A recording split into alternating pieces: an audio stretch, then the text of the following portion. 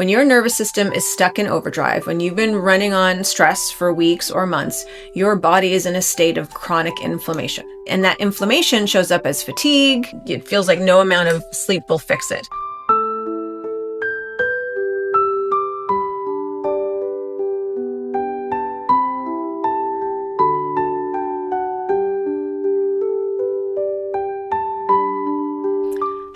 Hello. My name is Kelsey Mat, and I am a coach for women entrepreneurs. I am also one of the founders and co-owners of Anamaya Resort in Costa Rica. And we're going to talk today about grounding. And this isn't just another health and wellness trend to keep up with.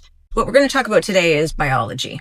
This is the science of grounding. A lot of us don't realize that we spend nearly all of our time insulated from the earth, right? We've got rubber-soled shoes and concrete floors and indoor spaces, and we're in our cars and we're in buildings with multiple floors between us and the ground. And I mean, it's practical for our everyday life, but it's also disconnecting us from something that our bodies actually need. And for most of human history, we walked barefoot. We slept on the ground. Our bodies were in constant contact with the Earth's surface. This wasn't just circumstantial, it was kind of electrical, because the Earth carries a negative electrical charge. But our body, it accumulates positive charges, like especially when we're stressed, especially when our body is inflamed, and especially when we're surrounded by electronics. When your bare skin touches the earth, something that's actually measurable happens. Electrons transfer from the ground into your body,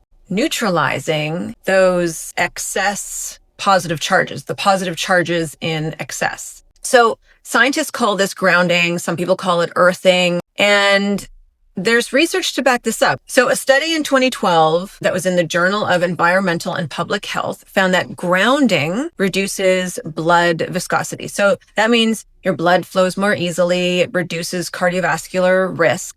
And other studies have shown that just 30 minutes of barefoot contact with the earth can lower cortisol levels. It can reduce inflammation markers, improve your heart rate variability, your HRV, which is a key sign to your nervous system, or that to show you that your nervous system is balanced. I have an Oura ring and I am constantly monitoring my heart rate variability. Being barefoot in the ground for 30 minutes also can enhance your sleep quality. It can actually even speed up wound healing. And this isn't all woo-woo and mystical. Like I said earlier, it's measurable. Your body is designed to be in contact with the earth. And when that connection is lost, your biology will struggle. Why does this matter for your nervous system? Here's where it becomes relevant to how maybe you're feeling right now. When your nervous system is stuck in overdrive, when you've been running on stress for weeks or months, your body is in a state of chronic inflammation. And that inflammation shows up as fatigue that no amount of sleep will fix. I'm also in perimenopause, so I understand the fatigue is real and it feels like no amount of sleep will fix it. Brain fog is real, tension that you just can't shake. And I hear a lot of people talk about their body feeling like it's super wired, but also tired all at the same time. So grounding helps to interrupt that cycle. When you stand barefoot on the grass or in soil or sand in Costa Rica, but even concrete, which conducts the earth's charge, you're giving your nervous system a signal that you're safe and that you can rest. And the earth becomes like a natural regulator. So it will calm your stress response. It will reduce inflammation. It will bring you back into balance. And one study found that people who grounded for 40 minutes showed significant reduction in stress and tension. Their bodies moved from sympathetic dominance, being in fight or flight, into a parasympathetic activation, your rest and digest, right? All from standing on the ground. So how do you bring this into your life? I live in New York City. Right now, it's super cold. So the idea of going out and putting my feet on the grass, that's not going to happen. I can go out and I can put my hands on a tree, right? I can feel the bark. I can feel the tree's energy. I can touch the branches and the leaves.